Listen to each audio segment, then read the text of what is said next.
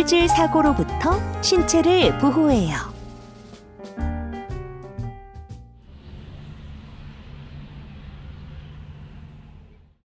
오랜만에 가족여행 가니까 참 좋다.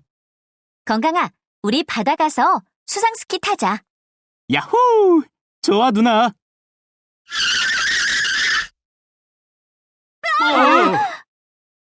여보, 왜 그래요?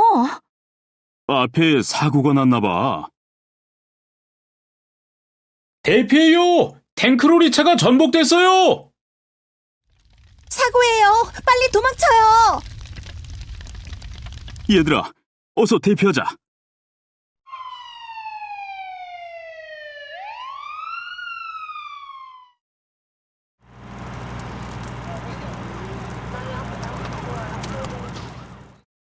다들 괜찮으세요? 차에서 유해 화학물질이 유출돼 사고가 크게 날까봐 놀랬어요. 네, 화학물질 사고는 인명뿐만 아니라 환경과 재산 피해를 일으킬 수 있는 대형 사고로도 이어질 수 있거든요. 대형 사고요? 화학물질 사고에는 위험 순환골이라는 게 있는데 누출과 폭발, 화재라는 순환 속에서 독성을 가진 화학물질은 누출돼서 사람과 접촉하게 되면 생명이 위험해질 수 있고 인화성을 가진 화학물질은 폭발할 수 있습니다. 이때 발생되는 연소성 가스는 물과 반응할 경우 매우 위험해질 수 있거든요. 우와, 그럼 화학물질 사고엔 어떤 종류가 있나요? 유해 화학물질 제조나 보관시설의 화재 폭발 사고, 화학물질 유출 사고와 육상 운송 차량의 전복 등으로 인한 화재 폭발, 유출 사고가 있습니다. 그리고 우리 주변에도 있는데요. 학교 과학실험실에서 실험 중에 부주의로 발생하는 화학물질 폭발 누출 사고 등이 있습니다. 그럼 화학물질이 유출되면 어떻게 대응하죠?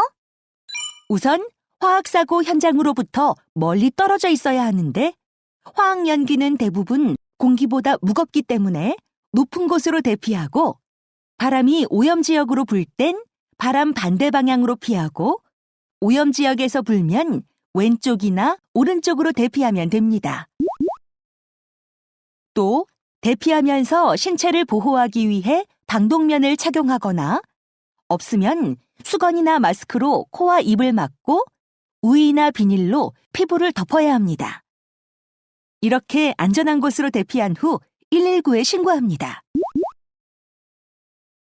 실내로 대피한 경우에는 출입문과 창문을 닫아 외부 공기를 차단시킨 후 오염물질을 제거합니다.